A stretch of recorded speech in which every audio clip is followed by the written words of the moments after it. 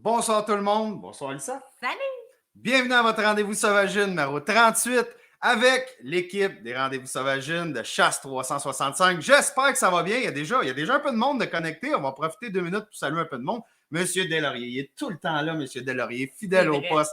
Max Bélanger, comment ça va Max? Martin Rochon, des gars de Chasseurs des îles. On va dire Monsieur Bourré qui est là.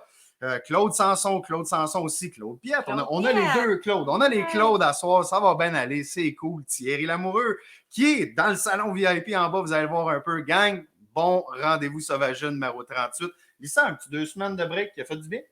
Oui, mais on s'ennuyait quand même. On s'ennuyait. À soir, on vous promet un méchant show. Tout le monde est bien craqué. C'est le grand retour des rendez-vous sauvagines pour un autre 18 shows.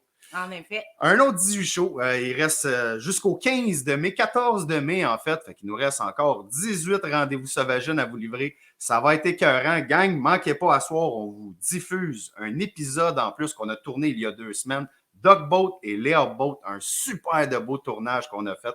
Manquez pas ça tantôt. Jean-Junior Bouffard, Nicolas Latreille, Vance Sawyer. Comment ça va, Vance? Ça fait cool ça comme nom. Vance Sawyer.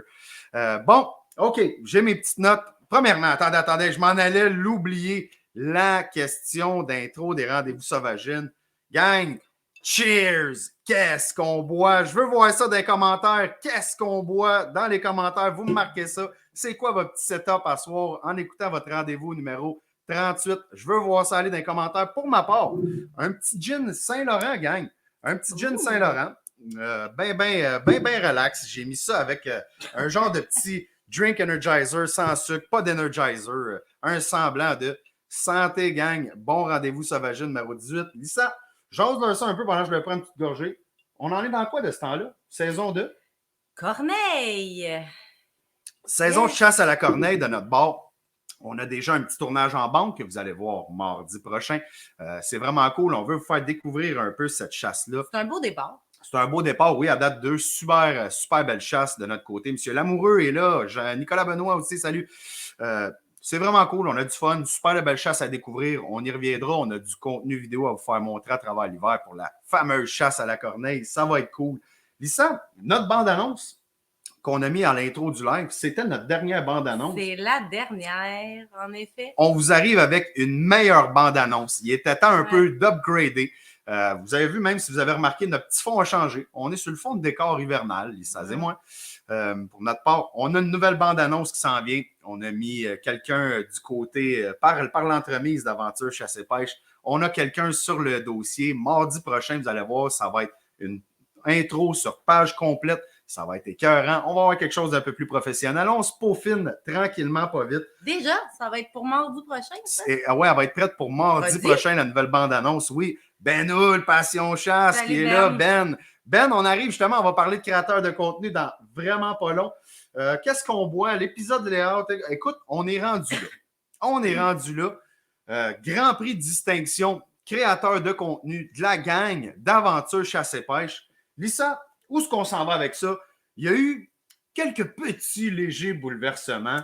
Où est-ce qu'on s'en va avec ça, Lisa? En effet. Ben écoute, on voulait juste faire un petit retour concernant le concours distinction créateur de contenu d'aventure chasse et pêche. On a reçu plusieurs commentaires de votre part sur la façon dont certains créateurs et influenceurs promouvaient et influençaient les votes. Écoutez, sachez qu'on comprend votre frustration, mais n'importe quel joueur de l'industrie peut décider de se ranger là, derrière le contenu de son choix. C'est totalement legit. Chaque créateur a sa place aussi dans cette course-là et peut choisir sa stratégie de promotion. Et si c'est de se coller à un influenceur pour remonter de 20 places dans le classement, ben c'est legit aussi. C'est un concours un peu dans lequel tous les coups sont permis. Puis, sachez que... Politically correct, on va se le dire. Absolument. Puis... Martin Kate, il avait dit, excuse-moi, t'interromps, je vais revenir. Oui. Tant que vous êtes dans le politically correct, on n'est pas là pour se bûcher un ou l'autre ou se rabaisser. Mais tant qu'on est dans le politically correct ou s'amuser avec ça ou en rire d'une bonne façon, chose que Chasse 365, on a fait d'une belle et bonne façon, tous les coups étaient permis, on vous le rappelle. Lisa? Oui, puis tu sais, oubliez pas qu'à la fin de ce concours-là, là, dans 2 semaines, on va avoir beaucoup appris Chasse 365 et l'équipe aussi en tant que créateur de contenu. Puis je peux vous assurer qu'on va en avoir profité. On a augmenté les followers sur la page. On a eu des nouveaux clients dans la cache qui nous ont découvert grâce à ce concours distinction-là. Et en ce qui concerne vraiment le contenu, là, vous avez le droit d'aimer ou de moins apprécier certains contenus, c'est bien correct. C'est exactement pour ça que le vote quotidien existe.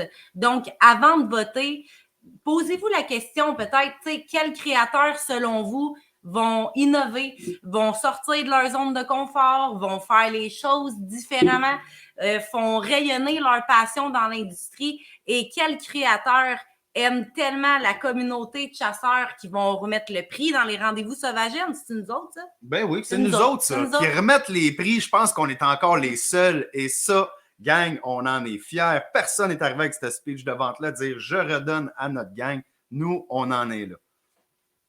Bon, l'autre chose, on va aller plus creux là-dedans. C'est correct, ça n'a pas fait de boule de gomme non plus. Je vais vous l'expliquer. OK, Stéphane Monette, l'influenceur Stéphane Monette, qu'on salue d'ailleurs. C'est normal, gang, quand on dit que tous les coups étaient permis et que tout le monde pouvait aller chercher la ressource nécessaire, eh bien, Stéphane, il y a quelqu'un de son équipe qui était aussi dans les créateurs de contenu, la catégorie relève, qu'on fait partie. C'est normal, donc Stéphane arrivait en donnant un super push à ce créateur-là.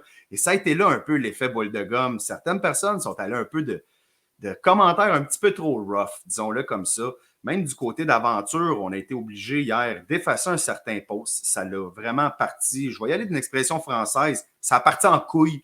Puis je trouve ça triste, OK? Puis je vais vous le dire, c'est triste pour Kate et Martin. Parce qu'après ça, je vais vous expliquer des affaires. Vous le savez, on a la chance, nous, de pouvoir justement parler avec eux. Kate et Martin, j'ai eu libre vent d'aller jusqu'à là. Ils ont investi un peu plus de 10 000 dans la Grand Prix Distinction Création de contenu. Ça, c'est avec tous les frais que ça a pu vraiment englober. Que ça soit les webmasters en arrière de ça, les prix qui remettent le tout de tout. Pas juste les prix parce que c'est des commanditaires, mais les plaques. On englobe tout, c'est un peu plus. Donc, je les comprends d'avoir une certaine, pas une peine, mais d'être déçu de voir une grogne comme ça arriver avec du monde qui ne sont pas d'accord et qui disent vraiment leur opinion, une mauvaise opinion. Tu sais, gardez ça léger, gang. Gardez ça léger. Lisa vous le dit. En ce qui nous concerne, nous, je le sais, vous ralliez derrière nous parce que vous criez une injustice, mais il n'y a pas d'injustice. On a du fun, on a déjà tout gagné, nous. Quand même qu'on finirait 8e, bon dernier, on a tout. Lisa, moi, tous mes chroniqueurs, l'équipe de Chasse 365, on a déjà tout gagné, là, nous, ce qu'on voulait là-dedans.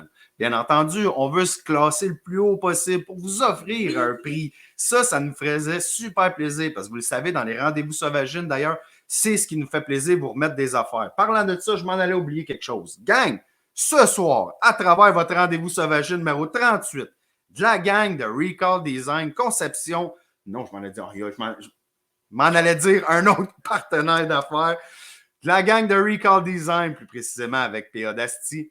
C'est un call à Canard, le high and low. Je ne vous décris pas rien. P.A. Dasti, leur ambassadeur, s'en vient tantôt. Donc, partagez votre rendez-vous sauvagine, comme dirait la doublure que je fais, Martin Bourget. Partagez-moi ça à côté dans Barreux, gang. Tu sais, je vais faire une petite intonation de voix. Allez partager ça à côté dans Barreux, gang. Tu t'en viens le front rouge. Je m'en viens le front rouge comme lui.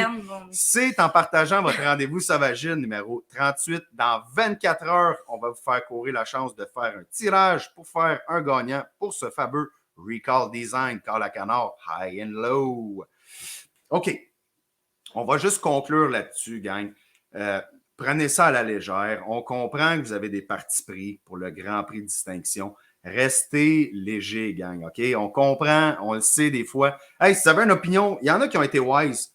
Si jamais, là, il faut que ça sorte. Là, vous avez vraiment dedans. Hey, venez en message privé. Écrivez-nous. Sur Chasse 365. Il y en a un hier, là. Hey, là, je vais vous faire rire. Il y en a un hier, il m'a écrit un paragraphe.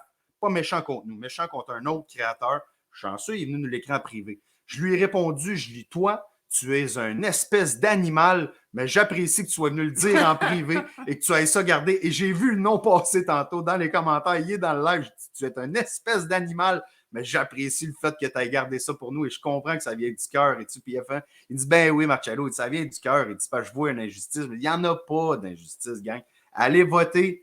C'est tout. Passez le message à votre entourage. Allez voter.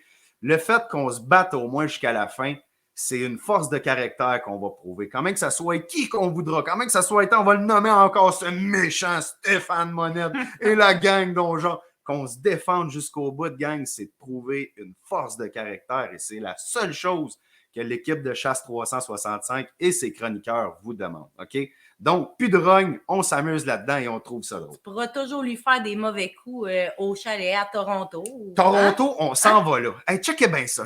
J'espère que Stéphane Monette n'est pas dans l'auditoire en ce moment.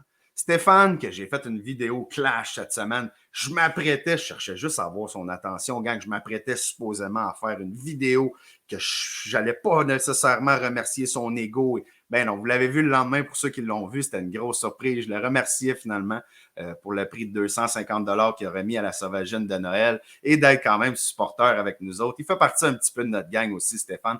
Mais gang, là où est-ce que je vais me venger, OK? Puis après ça, ça va être la fin de ça.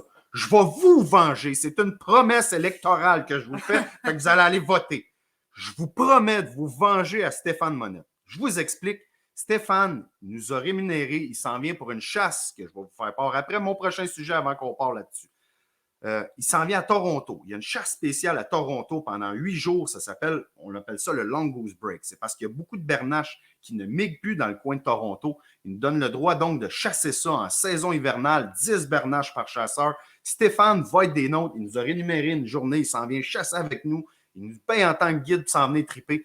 Il dort au Airbnb avec nous autres. Je vais avoir Stéphane dans le chalet avec nous autres. Où je vais vous venger, gang. Si le Grand Prix de distinction, son petit poulain que j'aime appeler, c'est politically correct parce qu'on l'aime bien, Josh, il n'est pas méchant. Si son poulain finit avant nous autres, gang, je vous promets, moi du seul dans le café, allez le voir, Stéphane, t'as fait un bon café. Ah, il y a donc ça, le café, Stéphane. Moi, ils mettent deux pelles de sel là-dedans. M'a regardé prendre sa gorgée de café salé, teintoué. Allez le voir à minuit, gang, m'ouvrir la porte de sa chambre. M'aller pogner l'épaule. Marcello, qu'est-ce qu'il y a? Rien, Stéphane, je voulais juste te dire qu'il est minuit et demi. Il reste encore du temps à dormir, qu'on s'en va chasser tantôt. Dans mon petit clic. Je vais vous venger d'une manière et d'une autre. On va l'avoir, c'est Stéphane-là, je vous le dis. Il aura beau rire pour le moment, c'est une bataille qui ne finira pas là. Donc, pour créateurs de contenu, ça fait le tour.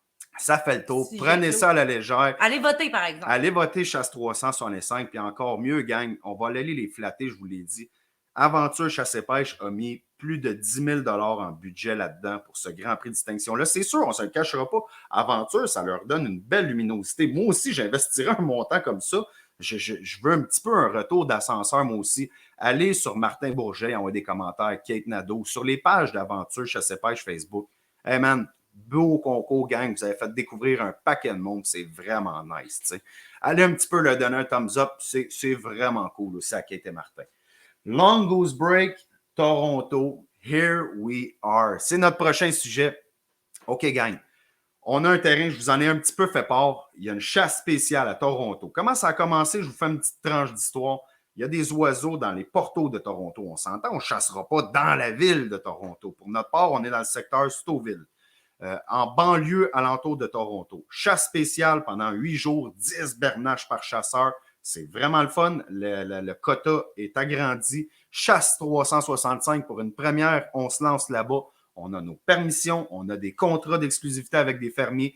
On est prêt à vous recevoir. Le terrain est prêt. On a repris le terrain d'un ancien guide, je ne vous le cache pas, Domaine Migrateur, qui est un ami toujours des rendez-vous sauvagines et de chasse 365.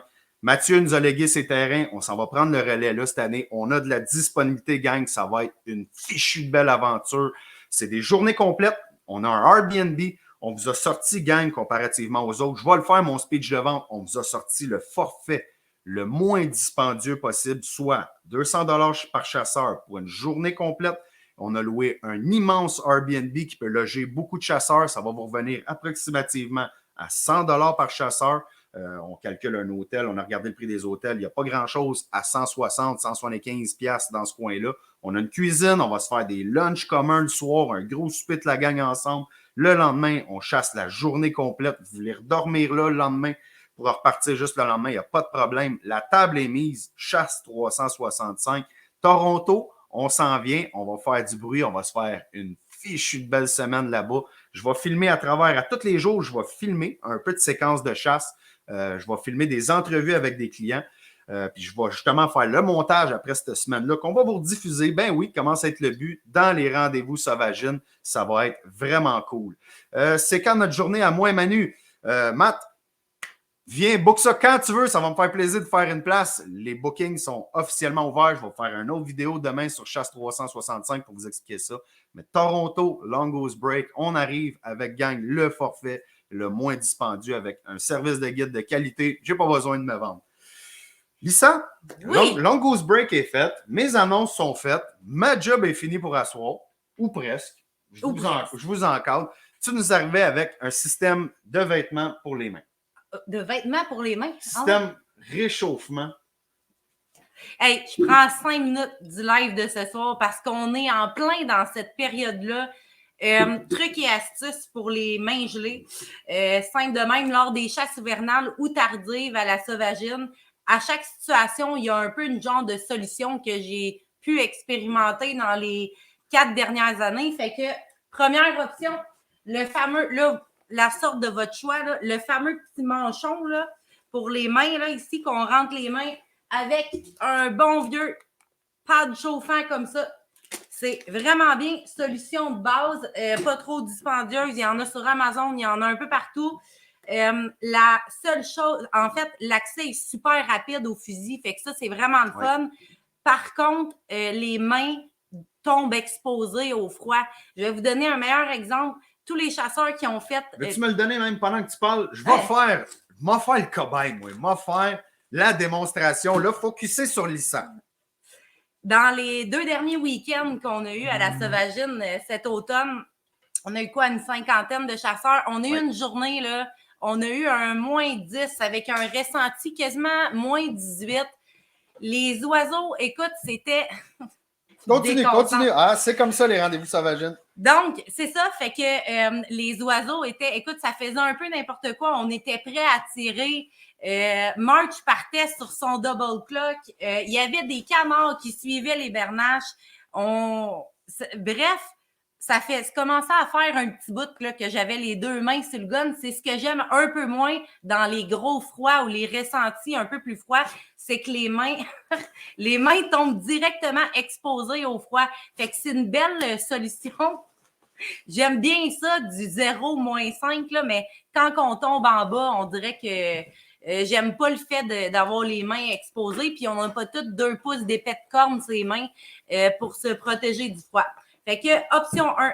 L'autre option, super, tu sais, c'est quand même économique aussi, c'est le fameux gant chauffant, je dirais qualité Amazon. Donc, batterie super simple. Il y a une petite pochette pour la batterie. On passe ça. Et ce que je trouve avec ces gants-là là, d'Amazon, qui sont très bien d'ailleurs, c'est que en fait, on va avoir les mains warm. Ils ne viendront pas chaudes. Et faut dropper le gant. Moi, c'est ce que j'appelle. Bon, là, il faut dropper le gant avec ces gants-là. Il faut encore tomber les mains exposées quand on veut tirer parce que c'est beau entre les séances de tir et ça garde warm, mais des fois, tu n'as même pas le temps de te réchauffer les mains. Qu'il faut déjà que tu l'enlèves. Fait que c'est ce que j'aime moins, le droppage du gant, mais pour certains qui n'ont pas des gros problèmes avec les mains, solution super économique. Moi, je fais tout le temps marcher ça au tapis, fait que au plus fort, là, je vous dirais que je fais à peu près 3 heures. Fait que j'ai acheté juste 2 sets de batterie sur Amazon, fait que je fais un bon 6 heures avec cette option-là, puis il y a souvent des coupons à 50% ou vous avez des coupons 20$ là, pour faire baisser le prix d'achat. C'est quand même une belle solution. Oui. On a M. Saint-Onge. Quelle marque les gants? J'imagine par les ceux que tu as actuellement dans tes mains. Ça, là, allez voir gants chauffants sur Amazon. Vous avez vraiment, vraiment plusieurs choix. Moi, j'ai trouvé une version camo sur Amazon. Fait que j'ai acheté celle-là, mais je pourrais t'envoyer le lien. Peut-être qu'il n'existe plus, mais n'importe lequel peut faire affaire. C'est vraiment peut faire l'affaire plutôt. C'est vraiment plus un gant qui va garder la main warm, mais je trouve que c'est une belle option, pas trop dispendieuse.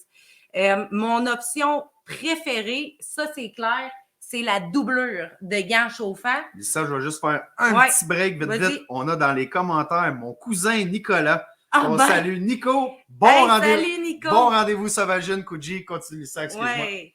Donc, doublure de gants chauffants. Ça, c'est le rêve. Donc, on a encore la pochette pour la batterie. On met le gant, on part ça. Et ce qui est le fun avec ça, c'est que là, j'ai jamais les mains à découvert. Donc, la chaleur est super rapide. Mes doigts sont jamais exposés au froid. Puis la prise en main du fusil est rapide. J'ai pas à rentrer ça dans des manchons. J'ai pas à dropper de gants. Fait que ça, c'est vraiment bien. Et ce que j'aime faire avec ce gant-là pour isoler un peu plus la chaleur, c'est porter... Bon, là, j'ai celui de Browning. Là, ça, c'est un de mes préférés pour ça. C'est un petit gant stretch.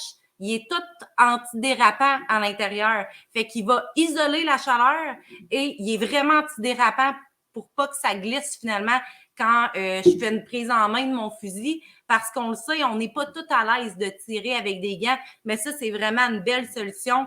Véro du service de Guim M&M, oui. J'y ai montré, j'y ai fait tester quand elle est venue à la chasse avec nous autres. Ça a vraiment changé sa chasse. Oui, simple de même, vraiment. Et donc, si, exemple, je suis dans la cache puis qu'on a un moins 10 ressenti, moins 18, qu'on fait un 10 heures à Bernache ou à Loi-Blanche, ben je vais prendre ma doublure puis je mets ça dans mon petit manchon du départ. Fait que là, j'ai les mains au chaud. C'est ça. Fait que j'utilise les deux. Ça, c'est un beau combo que j'aime vraiment beaucoup. Et si, par exemple, je dois utiliser un peu plus, exemple, ramasser des decoys en bateau, ça, on a eu à le faire. Bien là, c'est pas un gant imperméable, ce gant-là. Fait que prenez n'importe quel genre de gant. Bon, celui-ci, c'est le Delta Creek de Sitka. Mais regardez, c'est un gant en Gore-Tex qui est 100% imperméable. Il y a un insert à l'intérieur que je peux retirer. Puis je fais juste mettre ma doublure dedans. Fait que j'ai beaucoup de mobilité. Je trouve que j'en ai beaucoup plus comme ça qu'avec les fameux gants de vaisselle doublés. Là. Tu vois, gars, on avait Philippe Laprise qui dit « Hâte que Sitka sorte du XXL parce que ces gants avec du XL, des fois, il doit Philippe doit avoir une méchante paluche. On s'entend, je voudrais pas me la manger dans la face, Philippe. Mais peut-être que des fois, dans le cadre d'un gant comme ça vient de te montrer, ça va te donner un petit peu plus d'espace. Puis, il y a Véro Max, les fameux gants, je vous dis, tous ceux à qui j'ai fait essayer le combo doublure chauffante avec un petit gant stretch par-dessus pour tirer, ça a vraiment été un coup de cœur. Donc, quelle sorte pour les gants? Là, c'est sans affiliation que je vais faire ça parce que c'est le seul qui a fait l'épreuve du temps que je vais vous le dire. C'est la marque Ewool. Donc, c'est une marque canadienne fondée en 2015 et je ne suis pas gênée de vous en parler parce que j'ai eu affaire en décembre, fin décembre, à leur service à la clientèle.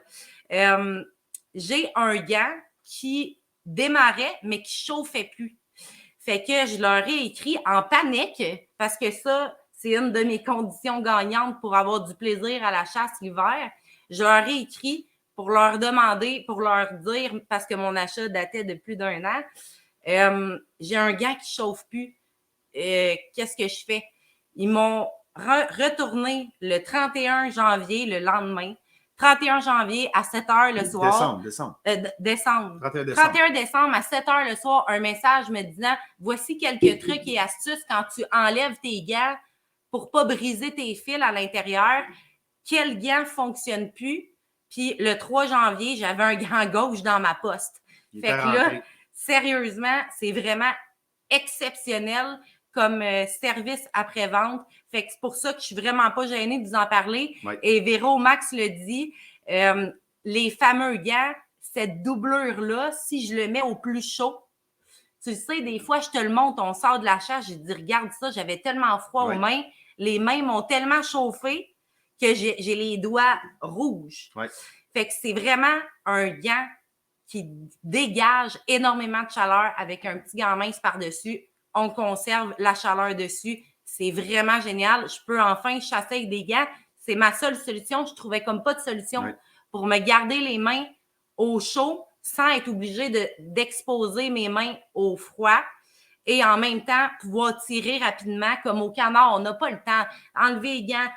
Non, c'est rapide.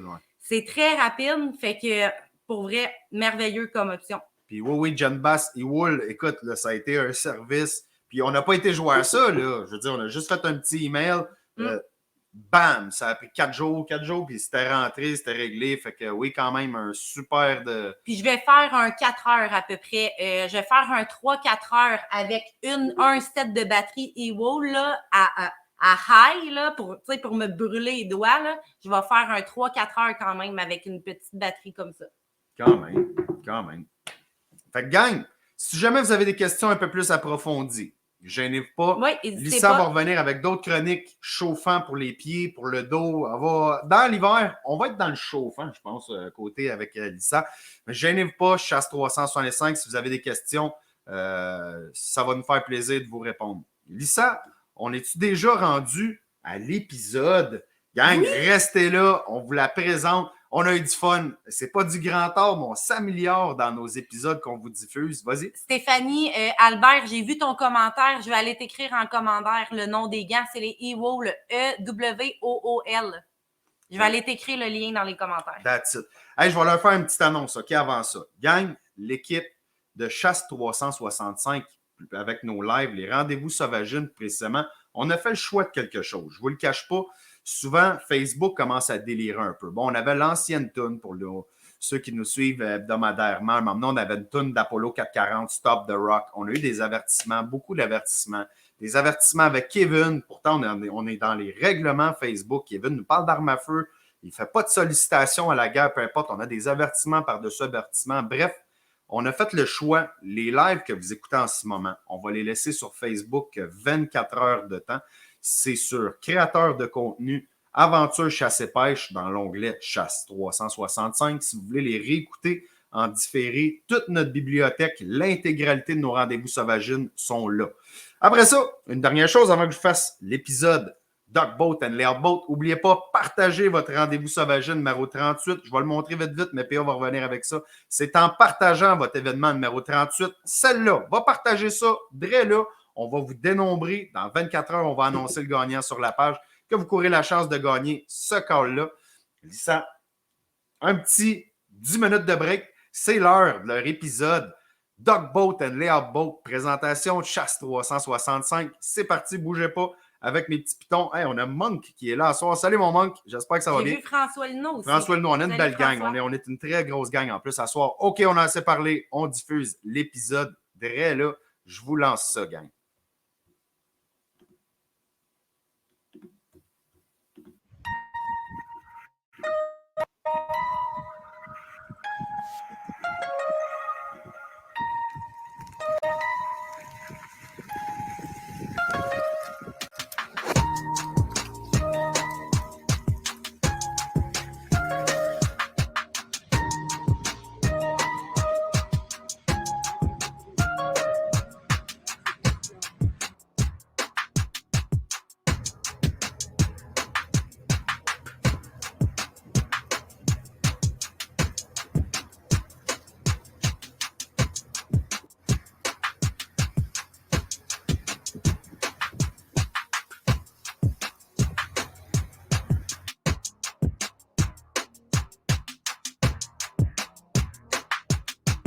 PA, tu vas donner le go pour tout ce beau monde-là?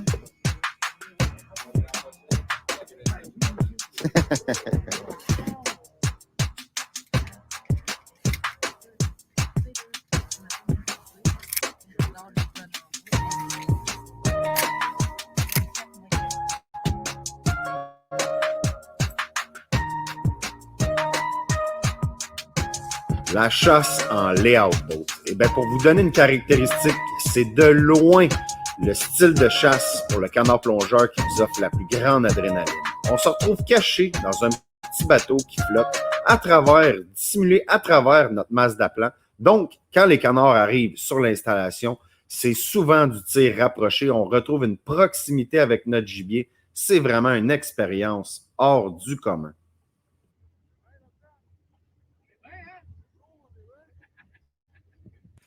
Ce matin, on retrouvera donc le layout boat installé au large et mon bateau et le bateau APA en dog boat. Eux sont installés sur un autre pointe à un demi-kilomètre de là.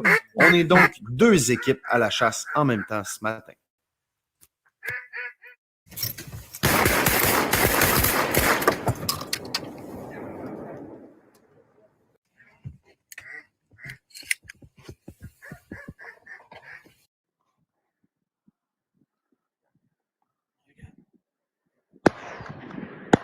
Yes, sir! That's it, man! Qu'est-ce que t'avais shot, man? Deuxième me fait chier, man. La balle a été à pas de chier, mais elle n'est pas partie. Mais l'autre de tantôt, lui, ça a fait clic. Ouais, la balle a pas de chier, mais elle va.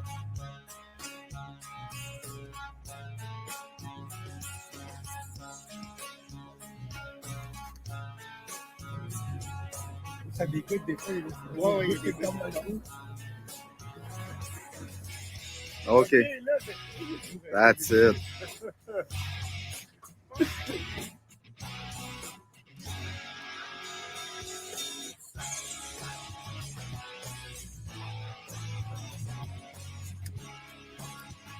Oui.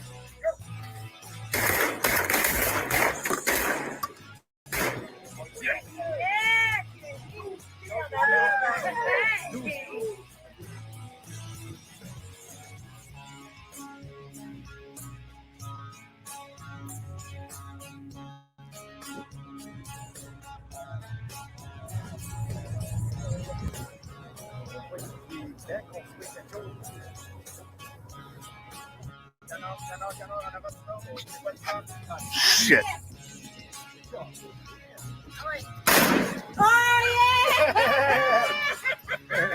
Ri, j'ai tout filmé ça.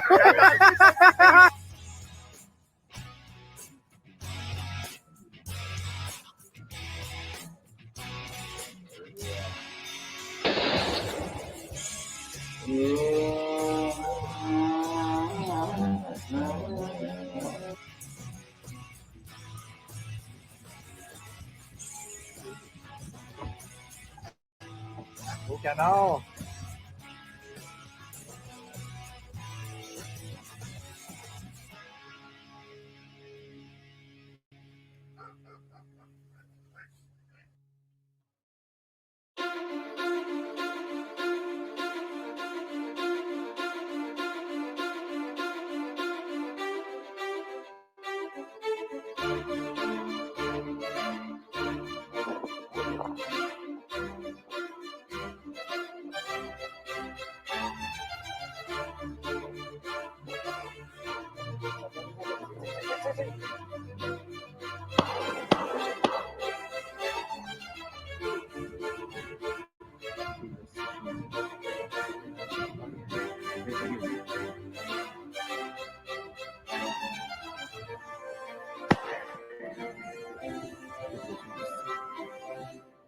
Go, go, go!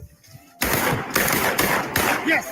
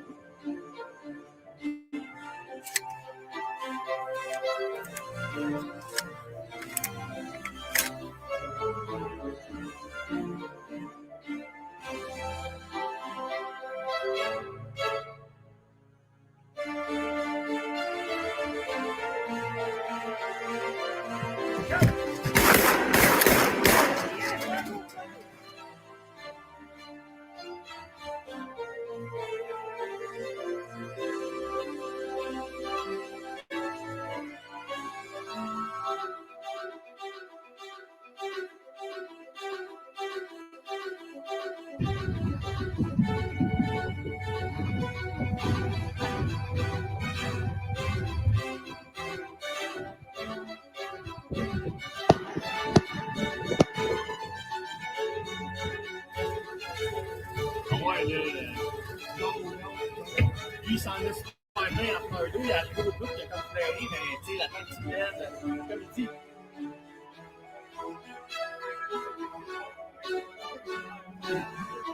Milieu d'après-midi, on a convenu qu'il était temps de mettre une belle conclusion à cette journée de chasse-là. À tour de rôle, nos chasseurs ont eu le droit à une belle expérience en layout boat, qui était en soi une première pour chacun d'entre eux. Ils ont convenu que c'était un défi de tir vraiment pas facile.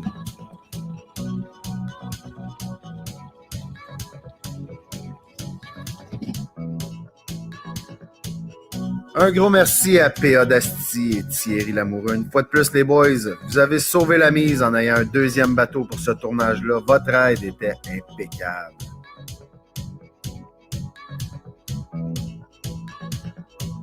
Dans le cadre de cette belle double expérience de chasse, on remerciera notre chum Louis-Philippe Poirier d'être venu nous faire vivre l'aventure des Outboats. Sans l'oublier lui non plus, Michael Grenier, mon guide assistant, qui était le matelot dans le bateau de service dans le cadre de cette expérience des layouts. Merci, Mike.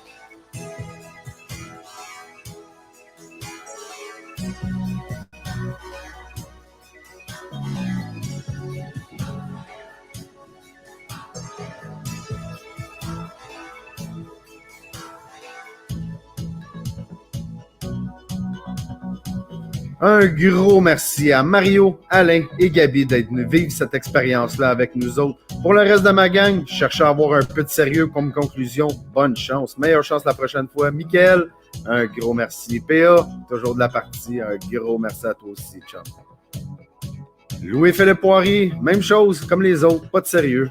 Mais un gros merci, mon Louis-Philippe. C'était vraiment cool de vivre ça avec toi. Thierry Lamoureux, un autre. Tout le monde se cache.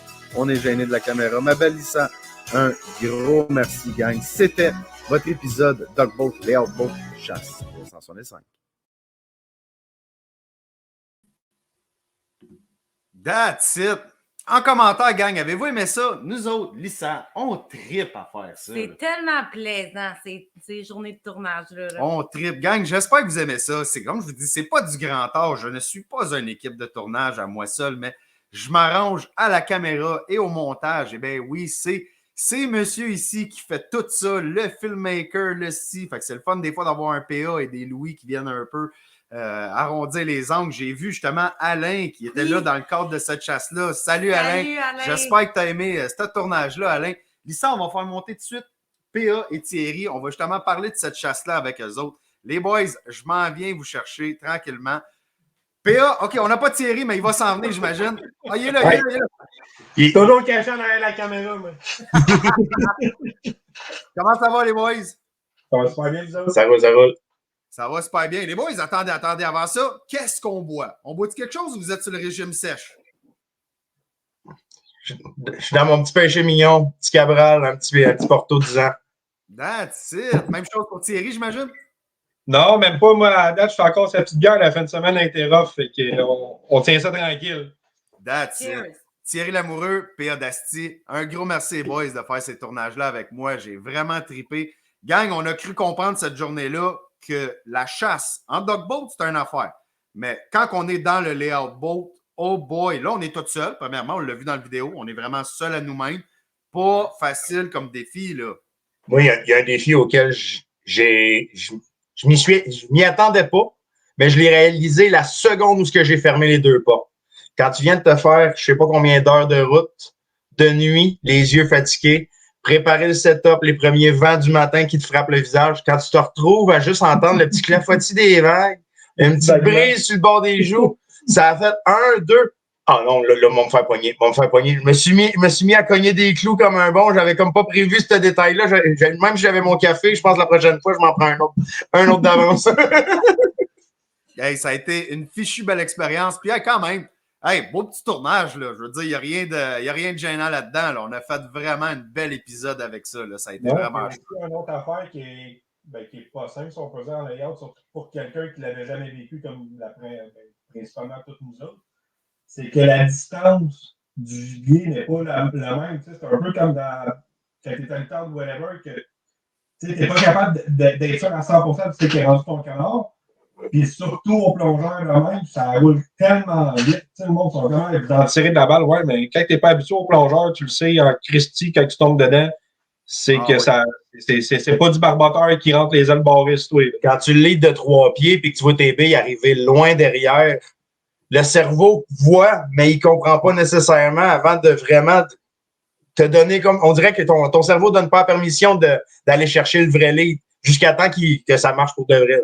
Exact. Écoute, PA, on a même une scène. On arrive avec le bateau. Pour ceux qui ne l'ont pas compris, on arrive avec le bateau et PA, il nous dit il y a un canard qui s'en vient, c'est pas des faces, c'est pas des faces.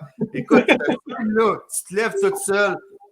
Coup de feu sur ton canard. Écoute, on aurait voulu stager ça, que c'est impossible. Tu as plus de chance de gagner à l'auto que stager une scène de même. En le montrant à ma copine, en le montrant à ma douce, on voit une image où est-ce que tu lâches la caméra sur moi. On est, moi puis Thierry, regard vers l'avant du bateau parce qu'on regarde, puis on veut pas bouger, mais je parle avec mes yeux.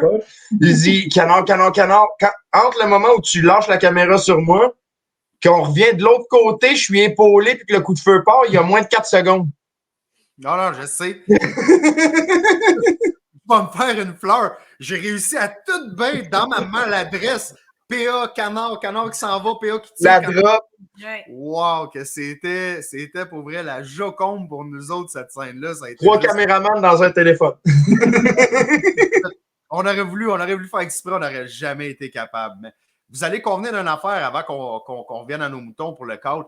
C'est le défi. Selon moi, en tout cas, en termes de tir, là, on parle pour le tireur sportif. La chasse au canard plongeur, c'est le défi ultime, je pense, pour l'adepte de la sauvagine. Là. L'épisode qu'on avait fait avec notre cher ami Kevin Dussault, oui. Les canards avaient une tendance à nous rentrer franc dessus.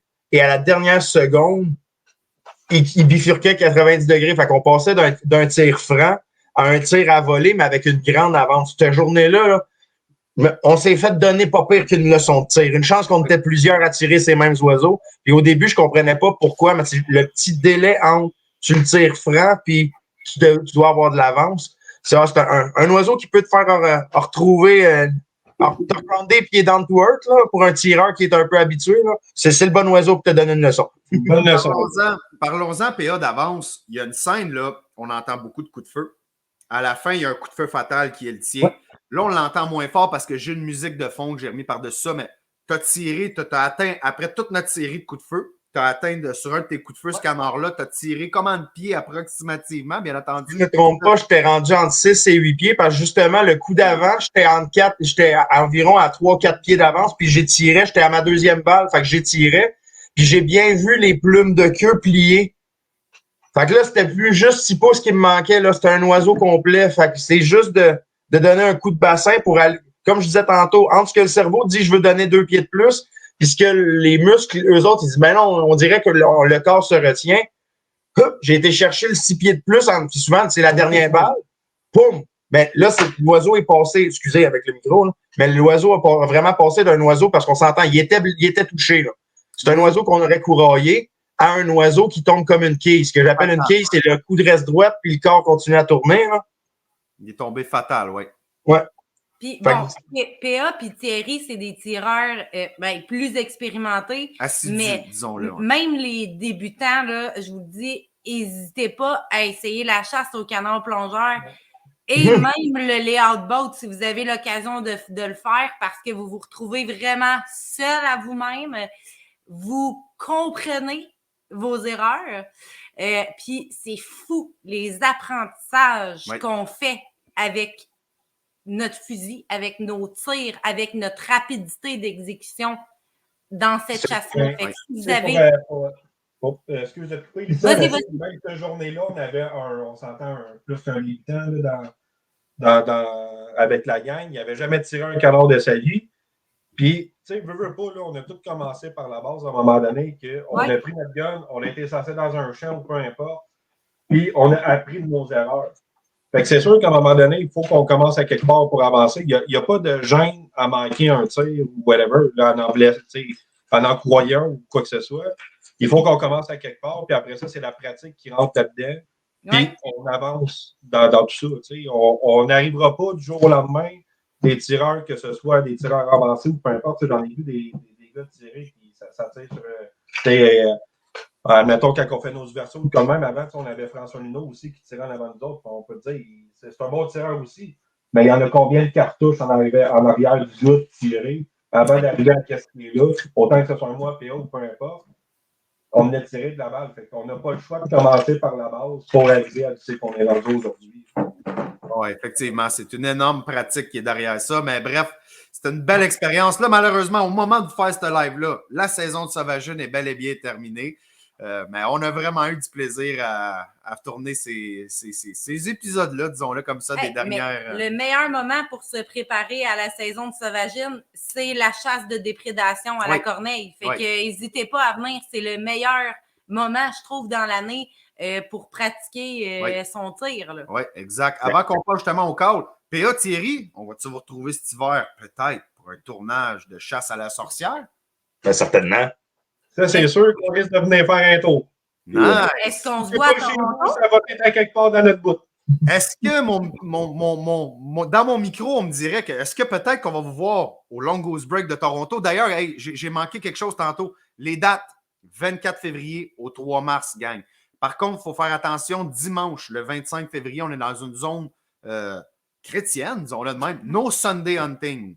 Fait que c'est du 24 février au 3 mars, à l'exception du 25 février. Est-ce qu'on va vous retrouver aussi sûrement à Toronto avec nous, avec Stéphane Monette en plus, qu'on lui en doit une, lui? Il va falloir les remplir les congélateurs. Là. Moi, j'ai eu confirmation avec la petite famille, tout enligné le tout. Ça s'est bien enligné. Puis il y a même possibilité d'extension parce qu'en plus, ça tombe dans notre première semaine de relâche que l'on vit. Je suis par chez nous avec mon petit pit qui vient de rentrer à maternelle. Petit bonhomme qui, d'ailleurs, notre maestro du live, il a été brillant pour avoir le bonhomme. Il s'est dit, je vais inviter son petit bonhomme de 5 ans à venir driller jazz pour une chasse à corneille. Fait que j'ai comme plus le choix vraiment d'aller à la chasse à corneille. J'ai négocié ça en tant qu'agent. Le petit garçon de PA va diriger Jazz pour une grosse paye de bonbons dépanneurs après cette chasse. Donc, les contrats sont réglés, tout est signé. C'est un rendez-vous pour une chasse à la corneille. Les yeux brillent déjà, crains pas. Pour l'outarde, sérieusement, la confirmation a été faite aujourd'hui parce que je fais du déneigement. Je veux pas laisser les boys dans la marde, désolé l'expression, mais quand même. Puis on m'a plus que donné le go. Fait que il faut juste espérer qu'ici, il neige pas puis que je puisse étirer ça jusqu'à la fin. Je vais avoir du temps. J'espérais 2-3 jours. Finalement, je suis rendu à plus que la moitié du séjour de possible. Il n'y a pas de problème. Si je suis le bienvenu. Inquiète-toi pas, j'ai pas de misère, moi, de dépenser ça, 100$ de bonbons quand c'est pour une bonne cause. Il va repartir avec 2 citrouilles d'Halloween, moi, tu vas voir. PA, dans le cadre de cette chasse-là, tu as utilisé justement le high and low de Recall Design. Vends-nous un peu ça, explique-nous un peu, c'est quoi ce cas-là, c'est commodité, je te laisse là-dessus. Je vous le présente vite à l'écran. Dans le fond, Réal a un projet depuis longtemps en tête en tant que créateur, puis merci bien. En tant que créateur, on a toujours des petits dadas qu'on essaye de travailler à gauche, à droite, mais entre ce qu'on désire travailler versus ce qu'il faut sortir en production, ça a toujours été un produit que Réal gardait pour lui, une carte cachée qui travaille depuis longtemps. On a vu M. Boily dans le fond de QVO qui, lui, a roulé un des premiers prototypes. Dans le fond, c'est que à l'arrière de la peau, il y a une sourdine qui permet d'aller chercher 2 tonalités différentes avec le même appôt. Ce qui en donne, selon moi, le high and low, ils ont donné son nom, entre autres, pour cette qualité-là, d'aller chercher 2 gammes de sons. Moi, le plus gros avantage que j'y ai trouvé, là, on a tous déjà vu le matin crispy parfait, la petite brume qui se lève. On prend son appôt pour les premières volées qui arrivent loin ou juste faire un son naturel au cas qu'il y ait des oiseaux qui volent sans son qui rentrent. Premier son, on a l'impression de caler d'une église, puis le son perce à l'autre bout du monde, puis on comprend très bien qu'on est mieux de serrer nos appots. Avec cette sourdine-là, on a une clé qui nous permet d'utiliser nos mêmes appots et d'aller chercher une possibilité vraiment différente. En plus de ça, l'appôt qui a été dessiné nous offre une capacité de son, je vous dirais, une avec moins de besoin d'air et une grande volubilité au niveau des apôts par rapport à la forme que Réal a donnée aux hanches comme telles. Les hanches ont été sculptées, non pas rectangulaires comme d'habitude. Il a vraiment donné une forme particulière. La plupart des gens à qui je l'ai fait essayer m'ont tous dit c'est-tu moi ou je sens que le mur avant d'atteindre l'extrémité de la peau, en un char, on dirait, on sent qu'il y a du lousse en arrière de la pédale à gaz. C'est un peu le même principe. C'est un call qui m'a donné vraiment une grande polyvalence. Le mot qui revient à date, autant les gens qui l'ont essayé, que j'ai parlé dans l'industrie, autant mes appréciations, autant Réal, ce que lui m'a parlé par rapport à son call, c'est vraiment le mot numéro 1, c'est polyvalence. Je vais faire un petit tour rapidement sur ses premiers critères. Premièrement, 1, pour le reconnaître. 2, pour son look particulier. Et 3, une gestion d'inventaire aussi pour essayer d'aller chercher quelque chose de plus précis. La couleur. C'est une barre d'acrylique qui est précisément choisie pour ce call-là avec quelques couleurs, autant de orange, de crème, de noir. Ce call-là, étant en acrylique, va avoir bien sûr un son qui va avoir une grande portée, une grande fluidité, un petit peu moins de rondeur que le bois. Par contre, par sa forme et dû au fait qu'on veut aller chercher plus de distance, plus de puissance, le tout se combine, là, il n'y a aucun problème. Moi qui est un maniaque de call de bois, je vous dirais que celui-ci m'a donné toute la rondeur que je recherchais. Au niveau de la sourdine, la nouvelle sourdine, celle qui est sur le produit final, est une sourdine, on va dire en T, si vous voulez, là. J'ai été le premier à poser la question. Moi qui est un perdeux de cossin, mes chums me le disent toujours. Ils disent, moi, on a sorti l'expression PA-proof. Il dit, si ça me t'offre plus que 5 minutes dans les mains sans être chippé, sans être magané, il dit, ça se peut que ça t'offre un moment donné. Les seules fois où j'ai passé proche de le perdre, c'est des journées de grand vent où j'avais décidé d'enlever ma sourdine et de la mettre dans mes poches et que je la retrouvais là où je l'avais serrée. Les autres fois, j'étais le premier sceptique à dire, la plug, on va la perdre. Il s'agit de la rentrer, de faire un demi-tour, puis il y a vraiment une petite languette, je ne sais pas si on peut la voir comme il faut avec du blanc en arrière. Il y a vraiment un petit anneau juste ici qui est bien, un petit renflement, et il est suffisant à retenir le tout. Simplement que réinstaller en faisant un demi-tour, il n'y a pas de problème. J'ai posé la question à Réal, cette sourdine-là va être disponible en vente en cas de gens qui, comme moi, sont un peu trop énervés à un moment donné. Tu sais, le coin-coin, il dit, je vais être franc avec vous, là, ça m'est arrivé, des calls d'au loin, j'ai des canons qui rentrent de plus près, je décide de vouloir remettre la sourdine, je me suis coincé dans le coin de la bouche. Je me demandais, elle était où, c'est moi qui l'avais échappé parce que j'ai été trop épais pour la remettre de côté. Ça a été mon erreur. Mais ça, pour éviter ces pépins-là de gars qui sont un peu trop énervés, il se sera sur le marché pour pouvoir créer un remplacement si jamais ça se chip, qu'elle se déchire ou qu'il arrive quoi que ce soit. Mais pour l'instant, je vous le dis, j'ai pas eu rien au niveau de la sourdine autre que des erreurs que moi j'ai faites. Cette sourdine-là fait en sorte qu'elle enlève. J'ai demandé à Réal c'était quoi le chiffre réel. Il m'a dit, regarde, d'un appôt à l'autre, il peut tellement avoir des variétés. On parle aux alentours de 20 décibels de réduction de la puissance du son.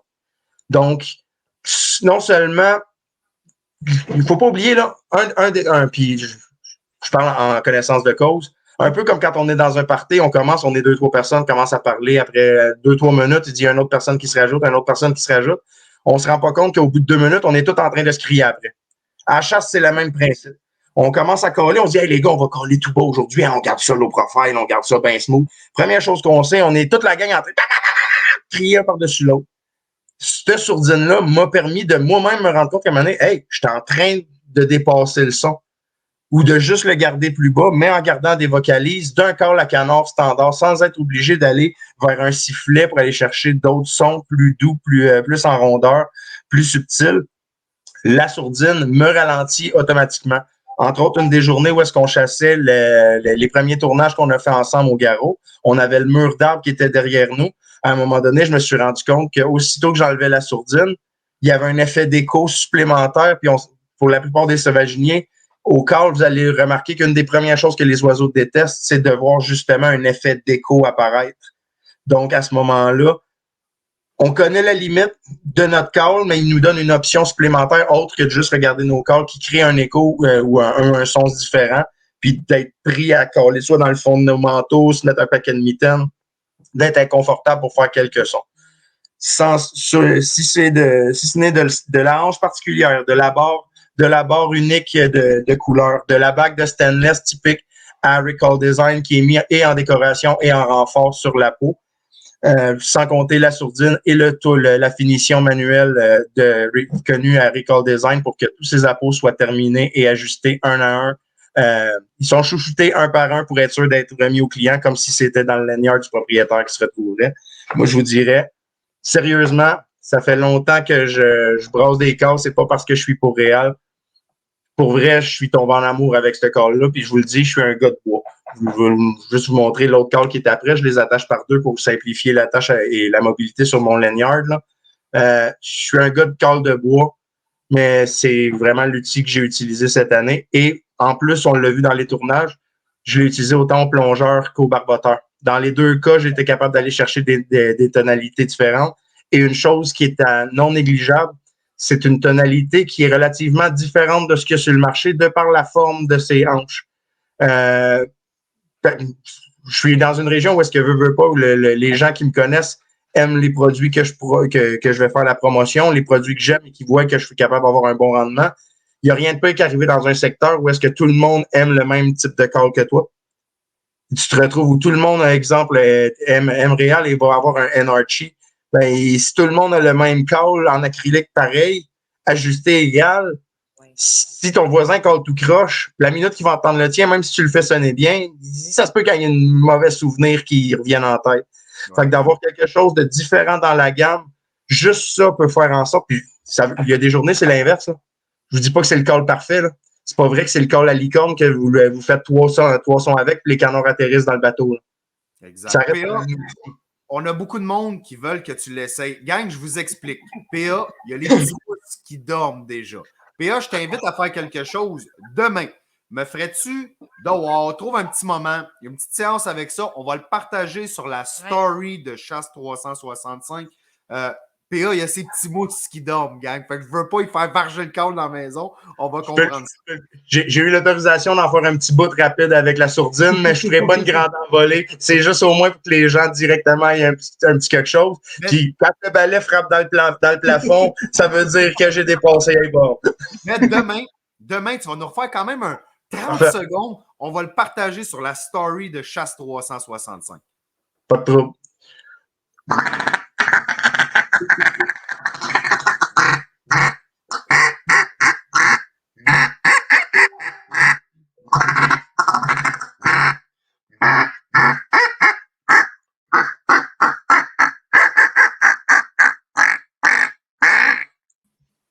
That's it, ça coche. Pierre Dasti, je veux gagner ça. Je fais comment? Très simple. Partagez votre rendez-vous sauvagine numéro 38, si je lis comme il faut. Oui. On vous demanderait, s'il vous plaît, d'aller liker la page de Réal, de Recall Design Custom Call. Oui. C'est deux choses très simples. Simplement une petite répit. Ne serait-ce que pour dire merci d'avoir offert le concours. On ne demande pas de gros flafla, de partage, d'envoyer 8 chums. On est entre nous autres. C'est à vous autres qu'on veut le faire gagner.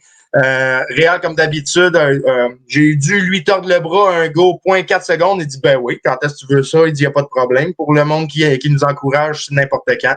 Fait que ne serait-ce que pour remercier sa grande générosité sur le fly, comme toujours.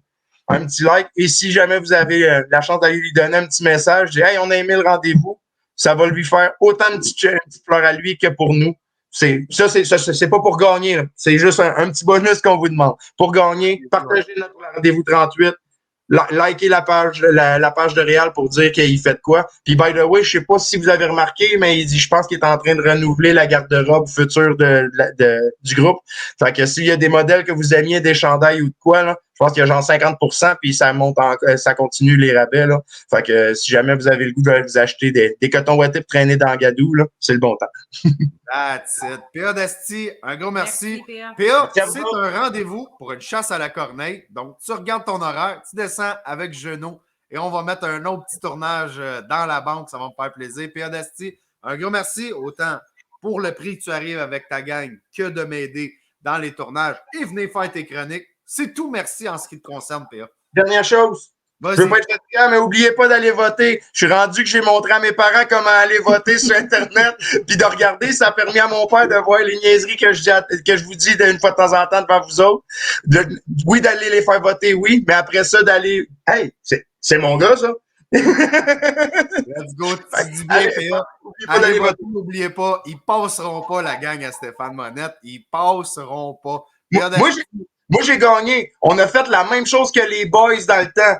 La phrase « Who the fuck is les gars de Canard » est sortie tellement souvent que juste là, on a gagné. Exactement. T'as bien raison. T'as bien raison, mon cher PA. Dasti, je te redescends, on se pogne dans l'après-live. Un gros merci, PA. C'est une machine, PA. Ben hein? oui. Puis PA, il trippe. Tu le vois que ça soit Un vrai passionné. Dans peu importe, PA, il trippe. Lisa, on a parlé vêtements, on a eu l'épisode. Il y a le nettoyage des armes à feu. Oui. Et on a notre Major Payne que j'ai nommé dans le speed dating d'aventure chasse-pêche que je suis allé faire le fanfaron. Je l'ai surnommé notre Major Payne. Kevin, qui est prête? Gagne-moi les. Il est prête. Kevin, comment ça va? Ça va bien, vous autres? Ça va très bien. Kevin, avant que je te laisse le tapis rouge et que je me barre, qu'est-ce qu'on boit, Kevin? Ou qu'est-ce qu'on buvait? Parce que là, on est quand même à 1 heure. Qu'est-ce qu'on buvait, Kevin? Ouais, qu'est-ce qu'on buvait? Hein? Ben là, j'ai eu le temps d'en passer plus qu'une. Coup de grisou. Tu vas-tu être bon pour faire ta chronique quand même, Kevin? Ou... Ben, je devrais être correct. OK. S'il y a quelque chose, tu vas aller nous chercher Lydia. Elle va s'occuper de cette chronique-là s'il y a quelque chose. Ouais, ben j'y ai montré ça, justement, là, comment nettoyer un gun. Exact. Kevin, démonstration nettoyage d'armes à feu. Yes. Élabore-nous un peu avant de foncer là-dedans. Yes, ben je vais vous montrer, là, justement, là, j'ai un A400 aujourd'hui que j'ai emprunté un de mes chums. Je vais vous montrer vraiment de faire le nettoyage en profondeur. On vient de finir la saison, puis là, c'est le temps un peu de peut-être pas juste nettoyer le canon, mais nettoyer vraiment l'ensemble du fusil. Fait qu'on va le faire ensemble, intégral, d'un bout à l'autre. Je vais vous montrer étape par étape. Puis là, je faisais un petit clin d'œil à Lissa, parce que Lissa, qui est maintenant propriétaire d'un A400, ça va lui faire, même si je lui offre le service américain, que je peux lui prendre son fusil, le nettoyer n'importe quand, avoir peut-être 4 petits trucs qu'elle va apprendre elle aussi. Mais avant de commencer à le nettoyer, je veux vous montrer ma fameuse technique, là, parce que je vois toujours tout le monde là, quand on est à la chasse dans le bateau, autant en bateau ou en champ, peu importe, là, que quand c'est le temps de vider le fusil, on change chaque balle une par là. Je l'avais montré l'année passée, mais je vais encore le remontrer. Quand on lève la petite palette en dessous, là, qu'on charge les armes, là, il y a une petite palette en métal ici. Là. Elle, c'est elle qui retient les cartouches. Fait que si on ne veut pas là, être obligé de chambrer balle par balle, on vient juste mettre une petite pression sur la palette. Et voilà, je sors la balle. Et l'autre balle est sortie. Dans le cas du A400, c'est le seul fusil pratiquement qu'on peut faire ça. C'est encore plus facile. Là, je l'ai fait avec mon doigt sur la palette en dessous. Si je remets les 2 fausses cartouches dedans, vous voyez le petit piton là, du A400 qui est plus gros que la majorité. Là, on accote, je le dis, là, on accote le doigt sur la cartouche, par exemple. Parce que si vous faites juste lever la palette puis vous mettez votre doigt long, votre doigt complètement à l'arrière, là, loin, là, quand vous allez lever la clenche, là, vous allez vous snapper les doigts bien comme il faut. Fait qu'on accote le doigt sur la cartouche. On prend le petit piton ici, on le lève par en haut. Vous voyez, les 2 sortent back à back. Et voilà, les balles sont sorties. Je n'ai pas eu besoin de rien chambrer dans le mécanisme. Fait que c'est plus sécuritaire de cette façon-là. C'est bien plus rapide. C'est juste de prendre l'habitude un petit peu de le faire puis de le pratiquer. Une fois qu'on l'a pratiqué avec notre arme, généralement, ça se fait super bien. Fait que si on démonte ça, A400, c'est juste un quart de tour. On défait le capuchon. Comme tous les autres fusils, c'est toujours le même principe. Petit quart de tour ou sinon on dévisse quand c'est les autres sortes. On tire, on va sortir. On emmène à l'avant le fût. Le fût va se défaire qui vient protéger le cylindre à gaz. Et ça, c'est vraiment le cylindre à gaz, le piston à gaz, dans le fond, qui sert pour les semi-automatiques. Cette partie-là, si on voit, je vais juste tirer avec mon pouce dessus. La partie du tube sort, cette partie-là, là, important quand même à nettoyer. C'est quand même bon longtemps, là, un fusil, avant d'être obligé de défaire ça. Mais moi, j'aime toujours dire que plus qu'on va le défaire souvent, puis plus qu'on va l'entretenir, plus ça va être facile de le ramener vraiment à son état original. Puis l'autre affaire aussi, c'est qu'à un moment donné, on évite l'usure prématurée. Plus qu'on va le nettoyer souvent, mieux que plus longtemps, vous allez conserver votre arme. Là. Parce que c'est comme n'importe quoi. C'est comme un changement d'huile sur votre auto. Si vous ne le faites pas, ben maintenant, c'est à long terme que ça vient impacter. Là. Fait que moi, qu'est-ce que j'aime faire avec les pistons à gaz, tout ça, toutes les pièces que je peux les faire de ça, je les mets dans un petit plat en plastique. Souvent, là, justement, à la fin de saison comme ça, il faut les laisser tremper parce que juste nettoyer de même, on dirait que ça n'enlève pas tout. Je vais vous montrer un peu les produits que j'utilise justement ce soir. J'ai commencé à utiliser ça cette année. C'est de la marque Real Avid. C'est un genre de mousse. Fait que souvent, là, en fin de saison de même, je ne suis pas pressé, je vais le laisser tremper toute la nuit. Fait que là, je le dis, j'ai emprunté le fusil, il est sale, il n'est pas fait. Fait qu'on le fait ensemble. Fait que là, on le voit, là, justement, ça sort en mousse. Fait que je vais revenir remplir le plat au complet. Je vais le laisser remplir lui toute la nuit. Fait que là, vous voyez, là, mon plat il est rempli de mousse au complet. C'est sûr que ça va redescendre tranquillement, mais je vais m'en mettre un bon fond souvent. Là, même si j'utilise un autre produit, je vais mettre un bon fond dans mon plat de plastique. Puis une fois de temps en temps, je vais virer mon tube à gaz vraiment qui trempe comme il faut là-dedans. Puis que vous allez voir le lendemain, là, quand vous le faites, là, ça se lave vraiment bien. Ensuite de ça, je laisse ça tremper. Mon canon, je vais venir le faire tantôt. On continue de démonter le reste de l'arme. Là, je veux venir défaire la partie, la poignée, là, si on veut. Là. Le handle, je veux venir le défaire. Dans le cas du Beretta A400, je ne sais pas si je me mets à la caméra. On le voit un petit peu. Là, il y a comme 2 lignes ici là, sur le bolt head. Il y a 2 lignes. Il faut le pousser à la première ligne au début de tout. Puis là, on va pouvoir venir tirer sur la poignée. Fait que là, on peut tirer parce que sinon, si on ne pousse pas la tête de la botte, on ne peut pas sortir la poignée dans le cas du A400. Fait que vraiment, là, il y a une petite ligne ici. Là. On vient mettre la ligne avec le début. Puis on va être capable de sortir la poignée. Là. On dirait que je cherche mes mots à soir. Là, je pense que j'ai bu trop de bière avant que ça sorte mon tour. Là, ensuite de ça, on peut venir sortir complètement la partie du bolt head avec le guide qui est sur le chargeur. Ensuite, là, on va venir sortir la bolt head, on va venir sortir le percuteur, on va tout défacer en pièces. Là, cette étape-là, souvent, le monde, ils ne le défont pas plus parce que ça semble bien compliqué, mais c'est pas si pire que ça.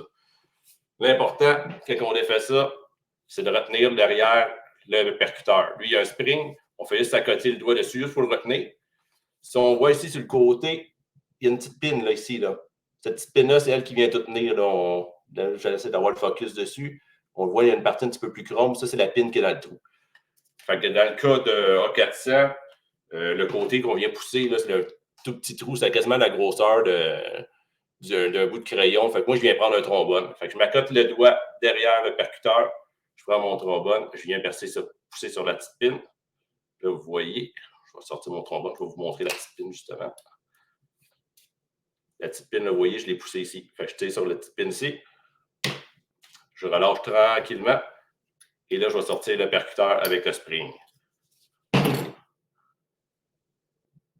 Fait que, vous voyez, le percuteur avec le spring, c'est pas quelque chose qu'on a nécessairement besoin de faire à toutes les semaines quand on utilise l'arme.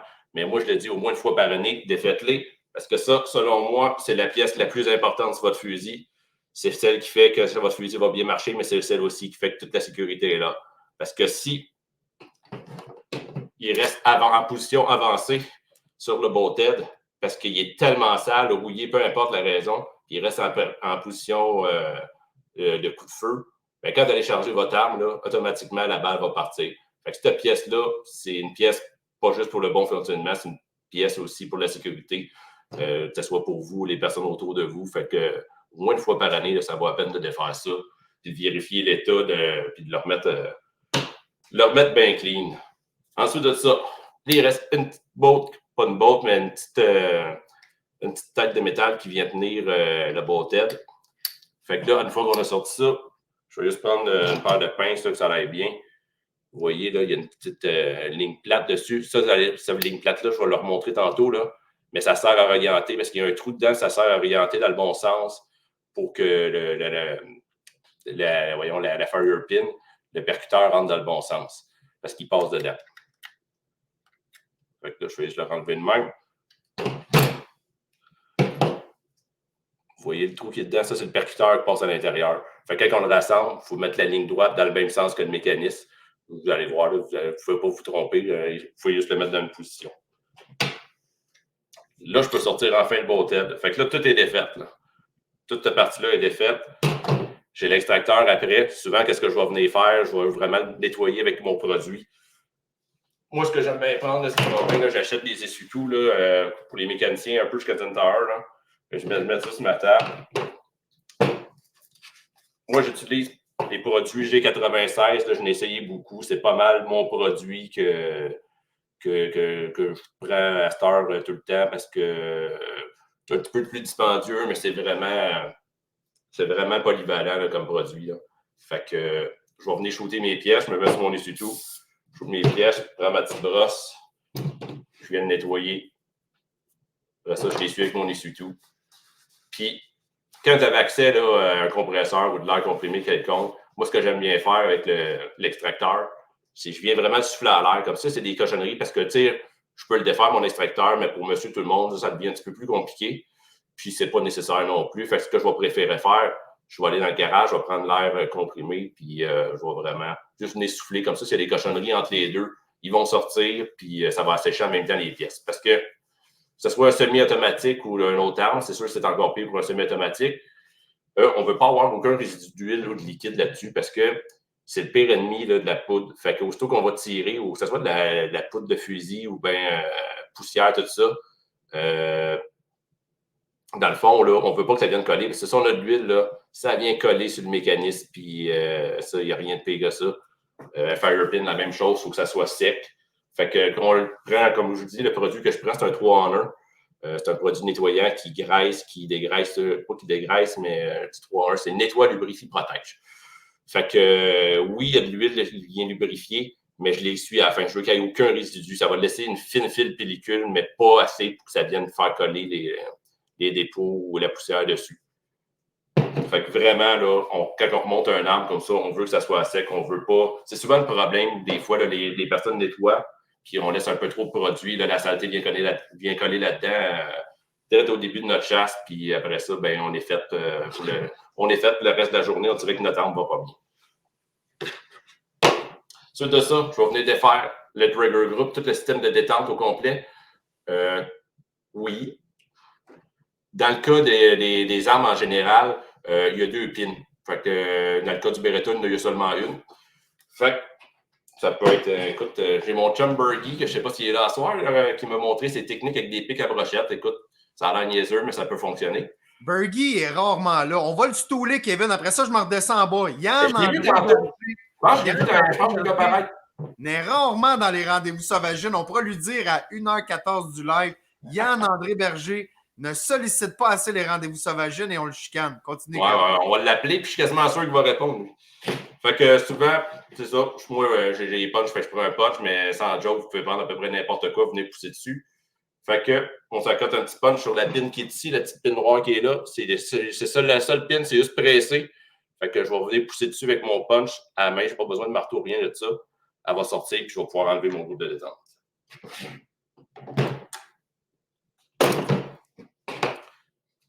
Vous voyez la pin. Je la sors, puis le groupe de détente va me sortir dans les mains. Et voilà, comme ça. Fait que ça, c'est la même chose. Là, souvent, je viens me servir de l'air comprimé parce que vous voyez, il y a quand même plusieurs pièces là-dedans. Je ne commanderai pas à démonter tout ça en petites pièces. Fait que ça, c'est la même chose. Je ne veux pas qu'il reste de résidus d'huile ou de nettoyant là-dedans, que la poussière va venir coller. Un produit que j'ai commencé à utiliser justement pour ça, toujours dans la même marque que le G96, c'est le Crowd Buster. Tu sais, des fois, on entendait souvent, il y a du monde qui utilise le brake cleaner. Bon, c'est semblable, sauf que ça ne laisse pas de dépôt comme abrasif comme le brake cleaner fait. Fait que c'est un produit sur haute pression, fait que ça envoie un jet assez fort, puis ça ne laissera pas aucun dépôt. Fait que pour les systèmes de détente, là, c'est merveilleux. La pression va faire que la cochonnerie va sortir de là. Puis si vous n'avez pas accès à l'air, ben c'est pas plus grave que ça. C'est un produit qui sèche très rapidement. Fait que ça va vraiment bien là, pour les pièces que plusieurs petits morceaux qu'on a de la misère à aller essuyer après ça dedans avec un essuie-tout. Là. Fait que c'est un produit qui va très bien pour les groupes de détente. Fait que je ne le ferai pas parce que, comme je dis, j'ai un géo de pression, ça va revoler un peu partout. Fait que, mettons que je pars, à partir d'ici, le fusil est vraiment démonté, il ne reste plus rien de mécanisme. Vous voyez, tout l'intérieur est vide. Fait que là, ce que je vais venir faire maintenant, c'est que je vais prendre mon G96, je vais venir shooter tout l'intérieur de mon arme. Fait que je prends ma petite brosse, je vais venir brosser les deux côtés. Là, je le fais rapide, là, pas qu'on s'éternise. Je viens faire tout l'intérieur de mon boîtier. Je vais venir essuyer après ça. Fait que j'ai essuyé toute l'huile. Puis ça, c'est encore la même chose que je disais tantôt. Il ne faut pas qu'il reste de dépôt. G93, c'est super parce que justement, oui, ça vient lubrifier, ça protège, comme je disais, ça laisse une fine couche, mais il ne faut vraiment pas qu'il en reste en version liquide parce que toute la cochonnerie va venir coller là-dedans. Je vous garantis que ce ne sera pas long d'aller avoir du problème. Tu sais, souvent, on parle des armes, on check ton partner à côté, puis ton arme est bien meilleure que la mienne ou whatever. Tu sais, moi, au club de tir que j'étais officiel au Pigeon d'Argile, je voyais souvent, là, des fois, le même arme, 2 Winchester SXP, exemple, ou SX4, peu importe. Puis, il y avait un qui avait des problèmes, l'autre n'avait pas de problème. Mais tu sais, des fois, il y a une partie vraiment qui se passe au nettoyage. Il y en a un qui fait ça un peu n'importe comment, puis il y en a un qui est très assidu. Souvent, la différence, ça se fait là. Puis, j'ai vu ça de nombreuses fois. Il y a de l'huile dans le mécanisme. Ben, ça, je vous garantis, c'est pas long. On tire une coupe de coups. Il y a de la cochonnerie collée partout dans le mécanisme. Puis, c'est comme si on avait du sable collé dans l'engrenage. Fait que ça fonctionne vraiment pas bien. Fait que ça, une fois c'est fait, comme je vous ai dit, mon groupe de détente, je l'ai fait avec mon Crowdbuster à haute pression pour nettoyer. Fait que ça, c'est fini. J'ai fait tantôt mon bolt head que je suis venu faire avec le même produit. J'ai 96 encore. J'ai tout essuyé. Il ne reste plus rien. Percuteur. Je fais attention. Il y a un petit spring par-dessus. Je ne veux pas le perdre. Puis Beretta, dans le cas du Beretta, il y a même un petit O-ring à caoutchouc. J'ai besoin de voir le focus. Là. Il y a même un petit O-ring à caoutchouc. Fait qu'on fait attention quand on l'essuie, pas perdre le petit O-ring. Fait que même chose, j'ai 96. Lui aussi, on l'essuie. On veut être sûr qu'il ne reste rien du tout dessus. Le spring. Le spring, là, souvent, c'est la même chose. Si un spring, c'est pire que pire si on laisse de l'huile là-dessus. Fait que je vais venir vraiment tourner là, dans mon essuie-tout. Là, on dirait faire tous les tours du spring, là, du ressort. Ça, une fois que c'est fait, l'intérieur aussi de ma culasse, produit, je vais brosser, je vais essuyer, il ne reste plus rien. Puis là, on arrive au canon. Fait que là, l'année passée, vous vous rappelez, je vous avais montré la démonstration avec le squeegee, mais là, le fameux squeegee, on n'en a plus nulle part. Remington, c'est encore discontinué. Il n'y a pas grand-chose qui rentre de leur côté au Canada. Fait qu'on n'en parlera pas aujourd'hui. Cette partie-là aussi, là, je ne l'ai pas parlé. La partie encore du cylindre à gaz, qu'est-ce que je peux venir faire là, si jamais juste à shooter mon produit puis brosser avec ma brosse dessus, toute la saleté ne vient pas partir. On le voit ici, c'est un peu noir, mais normalement, c'est pas aussi pire que ça. C'est vraiment les résidus de gaz qui viennent faire ça.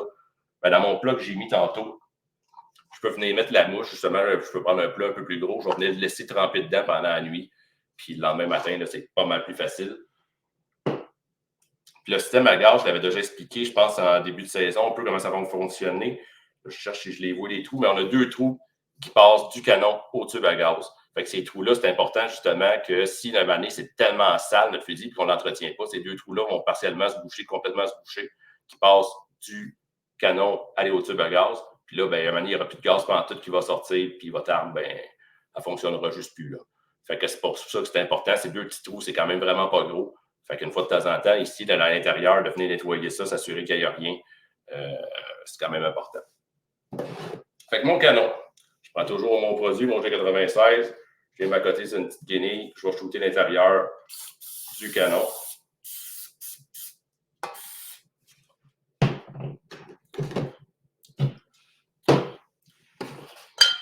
Moi, je prends les rods de ProShot. C'est une rod, une pièce en stainless. C'est très solide, autant pour tirer que pour pousser. Je n'ai essayé plusieurs sortes, là, puis qui sont souvent faites plus en plusieurs morceaux, puis les bouts de ici, là, tout est machiné en une seule pièce, il n'y a pas d'embout pressé. Bien d'autres marques, j'ai eu vécu le problème, l'embout pressé finit par arracher. Fait que ProShot, pas tellement plus dispendieux, puis vous allez l'avoir vraiment longtemps. Fait que je prends ma brosse, je passe à l'intérieur de mon canon. On va faire plusieurs allers-retours.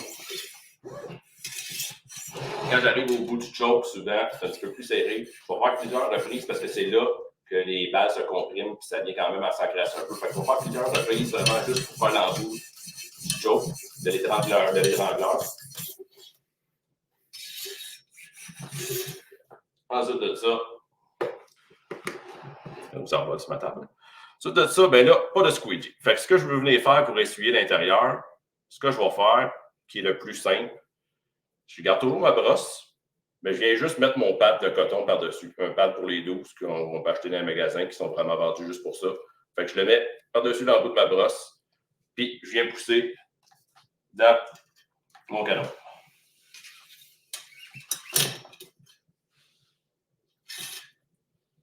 Et quand je disais qu'il était vraiment sale, là, ben, on a la preuve. On est à la fin, Mark? Une flash, 2 minutes? Ouais, j'ai rendu à la fin du canon, je suis correct. Fait que, on peut leur faire une shot ou deux juste pour s'assurer que notre coton blanc ressorte et qu'il est vraiment propre. Puis, une fois qu'on voit que ça sort quand même clean, on peut arrêter ça là. Puis, on fait toute la procédure inverse. Puis, on remonte notre fusil. C'est correct, Mark? J'ai atteint la fin. Ben non, écoute, je m'amuse à faire le fanfaron comme d'habitude. Ben, Là, je le ramène à Lisa, voir si elle a bien écouté, voir si elle est capable de le remonter. J'ai tout noté. Je te mets ça dans le boîte puis je t'envoie ça. Ben, écoute, sinon, Kev, il n'y a rien là. Tu réécoutes dans 24 heures sur Créateur de contenu Aventure Chasse et Pêche, parce qu'on a une bibliothèque, et voilà, on le réécoute. Mais c'est correct, je te laisse conclure, j'arrête de faire le fanfaron. Ben, c'est pas mal ça la conclusion. Fait qu'après ça, ben là, écoute, je l'ai fait vite. Là, je pourrais tout ressuyer mes places, le remonter, mais sans joke, l'arme était vraiment sale. Fait que je vais le laisser tremper pour la nuit. Mais c'est la même procédure pour le remonter. Je pourrais peut-être juste montrer, par exemple, le botted pour le réassembler vraiment avec le percuteur, là, que vous comprenez bien. Fait que, dites-vous toujours, là, l'habitude, le monde sont toujours un peu mêlés, savoir, je le mets-tu sur ce bord-là. L'extracteur, là, généralement, est toujours vers le côté de la sortie de la balle. C'est bien rare qu'il est par l'autre bord, là, j'ai rarement vu ça. Fait que, quand vous le remettez, l'extracteur ici, toujours sur le même côté que les balles sortent, que vous êtes habitué de les voir sortir. On prend la petite pine que j'ai sortie tantôt, on vient la remettre dans le trou.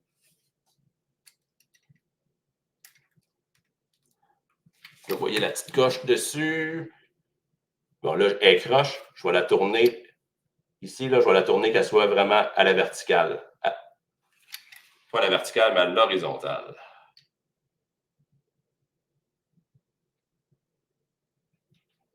Là, j'en prendrais peut-être les ongles lissés à ce bout-là. Je ne me suis pas mis de tournevis proche, mais on va l'avoir. OK. Fait que là, vous le voyez, il est vraiment à l'horizontale. L'autre, il me met de la pression pour 30 secondes. Je remets mon spring sur le percuteur. Je repousse ça dedans à l'intérieur, dans le bout. La petite pine que j'ai enlevée. Ici, je vais repousser ça dans mon trou. J'essaie de faire ça à la caméra, c'est pas évident. Là, je repousse ma petite pine. Et voilà, tout est remonté. Il me reste à réassembler ça. Fait que c'était la partie peut-être un petit peu plus technique, mais pour le reste, là, je vous le dis, ça a l'air plus inquiétant. Souvent, le monde, ils ont vraiment peur de commencer à démonter ça, mais ça a l'air vraiment pire que c'est. Puis là, je vais les monter pour un A400. Je vais en faire d'autres des fusils, mais en majorité, ça ressemble vraiment à tout, là, cet entretien en général. Là. Kev, même sous la pression, t'es une machine. Je dis à Alissa, je check bien ça, on va lui mettre la pression, il va patiner. Pas en tout. On va attendre ton tour, puis c'est tout. Avais-tu d'autres choses comme conclusion, Kev? Non, c'est pas mal ça. Fait que c'est le temps. Tu sais, là, justement, on est dans le temps mort. Vous pouvez prendre le temps de laisser tremper les pièces.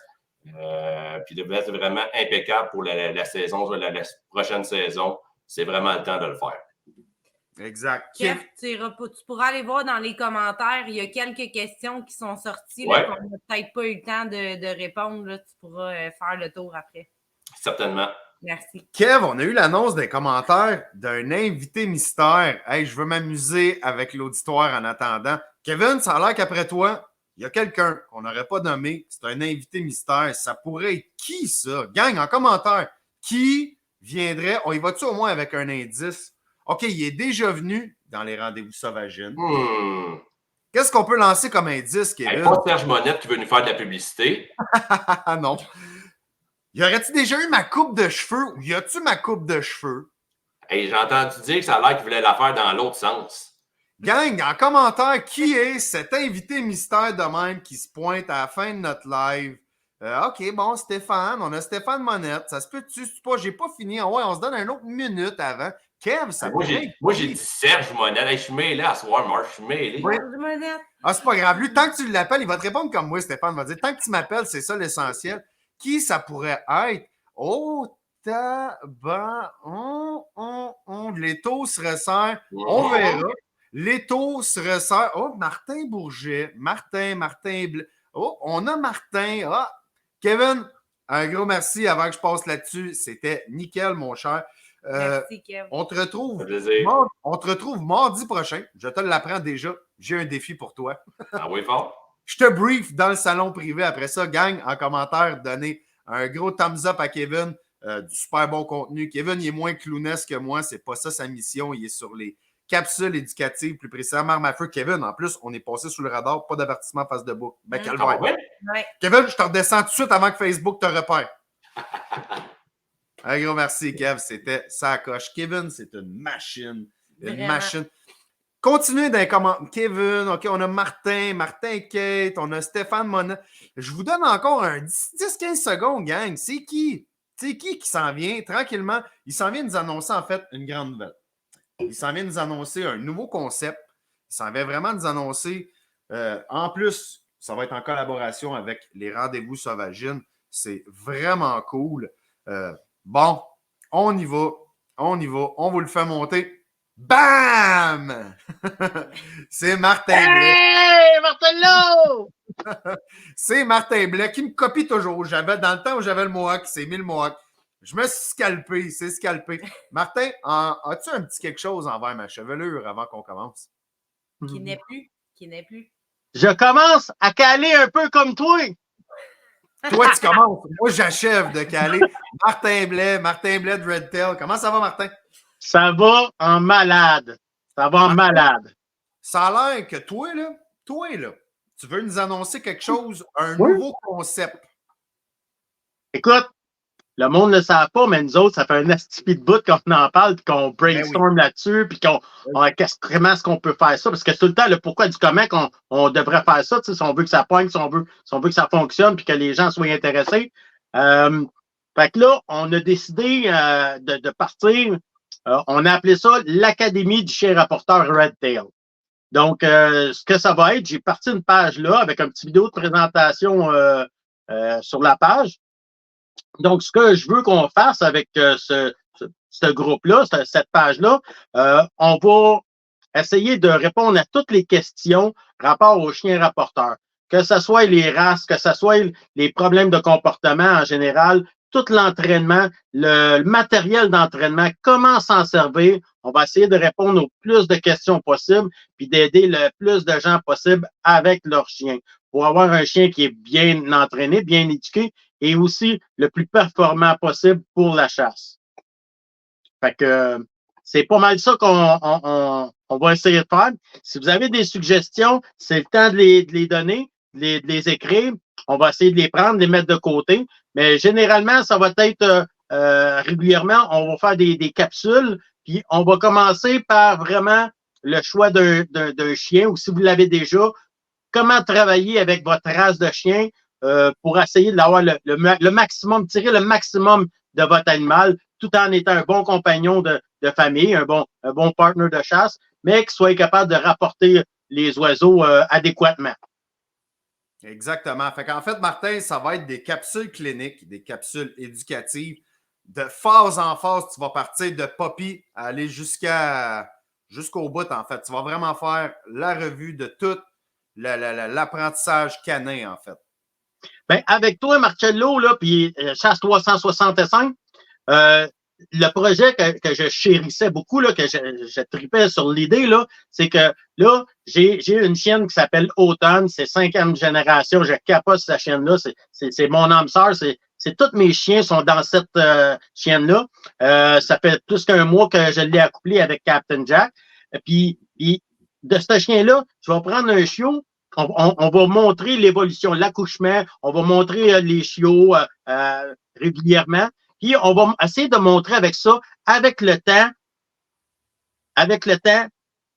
où est-ce qu'on va être capable d'amener, mettons, dans un an, puis l'été aussi, comment arriver à un chien,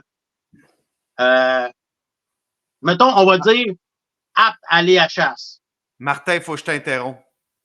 Regarde Oui, les oui, commentaires. je vois, je suis-tu invité? Amène-les donc, Stéphane Monette, dis qu'il monte en haut. Ah, regarde, je suis pas capable, il est sur son. Puis je ne l'ai pas dans mes amis, je me suis mal. Ah, regarde qui est dans notre auditoire. Ah, ben, le gars que je vais faire souffrir à Toronto, toutes les choses. Hey, March, question comme ça. Tu sais, moi, je suis un colique, hein? Suis-tu invité à la chasse à l'outarde, moi aussi? Sur sa journée à lui, personnellement, tu t'en viens. Stéphane, je ne sais pas si tu étais là avant live. Notre but pour nos créateurs de contenu, on s'est promis de se venger sur toi à Toronto en mettant du sel dans ton café, en venant te réveiller la nuit pendant que tu étais dans ton profond sommeil. Stéphane, on s'est promis de se venger en te faisant souffrir lors de ton court séjour avec nous à Toronto. Et là, je viens de le voir, je voyais Stéphane Monette, il est dans les commentaires. Je l'ai trouvé, il est caché dans les commentaires, Stéphane. Martin, on se promet bien, on va le reprendre dans le détour, lui, le beau Stéphane. On va le faire souffrir à Toronto. Alors, revenons à la clinique. J'ai une réputation à soutenir aussi là, de gosseux professionnel. Hein? Exactement. OK, revenons à nos moutons. Donc, c'est ça. L'Académie, j'ai parti une page, j'ai fait une présentation là-dessus. Je suis en train de bâtir ça. Si vous avez des questions, vous avez des idées, c'est le temps de les donner. Venez vous présenter si vous avez des chiens, vous avez l'intention d'avoir un chien, même si votre chien, il y a déjà 3-4 ans. Un chien, on entraîne ça jusqu'à ses derniers jours. Hein. C'est comme nous autres, on apprend toute notre vie. Donc, un chien, c'est un partenaire de vie. On veut l'entraîner, on veut continuer à l'améliorer. Pour ceux qui pensent, tu sais, je suis moi-même comme ça, qui se prend, lui, écoutez, là, j'ai rien inventé dans l'entraînement. J'ai été voir plein de gens, j'ai pris plein de choses, puis je vais faire ça le reste de mes jours. Je suis un gars ouvert, je vais voir d'autres techniques, d'autres entraîneurs, puis ça va être ça comme ça aussi. Si vous avez des questions, puis je suis pas capable de répondre, ou j'ai de la misère, ou je suis pas sûr de mes questions, je vais aller trouver l'information, puis au pire, je vais l'amener devant la caméra, puis on va vous l'expliquer pour vous aider. Exactement. Hey, bouge pas, on va faire les fanfarons, on va finir sans force. Stéphane Monette, es-tu encore dans l'auditoire? Fais-moi marquer, fais-moi une petite preuve de vie si t'es encore là. Mais d'habitude, c'est un couche-tôt. Je sais même pas qu'est-ce qu'il fait encore. Lui, écoute, ça ferme à 8 heures, ça se couche puis ça ronfle, ça. Mais il veut faire un 11 star, hein? Stéphane Monette, es-tu encore dans nos commentaires? On va essayer peut-être d'envoyer un lien StreamYard. On a des promesses électorales à te faire. Si t'es là, bouge pas, on va essayer de faire quelque chose. Bref, pour en venir à ça, Martin, ça va être l'Académie Canin Rapporteur, dis-je bien? L'Académie du chien rapporteur Red Tail. OK, du chien rapporteur Red Tail. À travers ça, gang, on va souvent faire venir Martin Blais. Il va nous faire un review avec des super de bonnes capsules. Ça va être super dans du super intérêt si vous avez des chiens vraiment rapporteurs. Il va vraiment arriver avec du contenu vraiment éducatif. Ça va être vraiment cool à venir. D'ailleurs, Martin, on a l'ouvrage en clisse devant nous autres. On va s'y mettre vraiment prochainement. Je pense qu'on l'a plus dans les commentaires. Il m'aurait déjà. Il doit être parti se coucher. Je suis déjà même surpris qu'il ne dormait pas à cette heure-là. Mais il doit être déjà couché, Stéphane. On le repognera dans le détour. C'est quasiment bon, finalement. Il n'a peut-être pas entendu mes menaces de sel dans le café et d'aller le réveiller dans la nuit. Peut-être correct de même, on aura l'effet de surprise. Martin? Hey, Marc, un dernier mot. Ce que je voulais dire aussi, l'Académie, il y en a qui. Il ne faut pas penser que je vais parler juste de mes chiens, puis c'est important. C'est ouvert à tout le monde. OK? Oui. Donc, peu importe que vous êtes éleveur je dirais pas chihuahua, là, mais tu sais, que vous avez un Chesapeake, que vous avez un Labrador noir, on va l'accepter pareil. Des griffons? Dans ça de même, c'est en suspens. Est-ce qu'on va faire... Oui, il n'y a pas de problème pour Jazz. Il est excellent. That's it. Martin, un gros merci. Hey, c'est à suivre. J'ai vraiment hâte de voir ça. Tu as du travail de ton bord. Ça va me faire super plaisir de t'épauler dans tout ça. La gang, je suis au salon en fin de semaine à Laval. Oui. Venez me voir. Si vous avez des jeunes, vous vous souvenez, j'ai fait la journée là, de la relève, la formation de la relève. Là. Bon, ben, ce week-end, si vous venez me voir à Laval, je vais avoir un cahier. Je veux que vous écriviez le nom des jeunes qui aimeraient participer. OK? Puis on va faire cette journée-là. Puis j'ai besoin des jeunes qui sont intéressés, qui sont intéressants, avec des parents qui sont, je vous dirais, pour ça aussi. Là, c'est important que les parents qui veulent ça, là, qui soient permissifs pour ça. Donc, venez me voir à Laval, ça va me faire plaisir. Je vais donner des conférences au salon. Puis, je veux ramasser des jeunes aussi. Si vous avez besoin de parler de chiens, je vais être à Laval tout le week-end. Martin Blais, j'ai hâte de voir ces capsules-là avec l'Académie. C'est un rendez-vous dans vos rendez-vous Sauvagine aussi. Yes, sir. Un gros merci, Martin. Hey, 1h36. Gang, that was a smash. Je vous le dis en anglais, ça a été un fichu bon rendez-vous Sauvagine. Gang, d'habitude, je fais fermer le live à quelqu'un. Eh bien, ce soir, je vous annonce que le rendez-vous Sauvagine, c'est Lisa qui va vous fermer ça. C'est tout, c'est fait, j'y vais. Hey, merci. Allez voter. Il reste 2 semaines. C'est une façon de, en fait, nous aider à faire rayonner le milieu de la sauvagine dans, en fait, la chasse et la pêche au Québec. On est super content d'être revenu à 2 semaines de pause, fait qu'on continue ça jusqu'en mai et on se voit cet hiver pour la chasse à la corneille et peut-être à Toronto pour la bernache en février. Bye!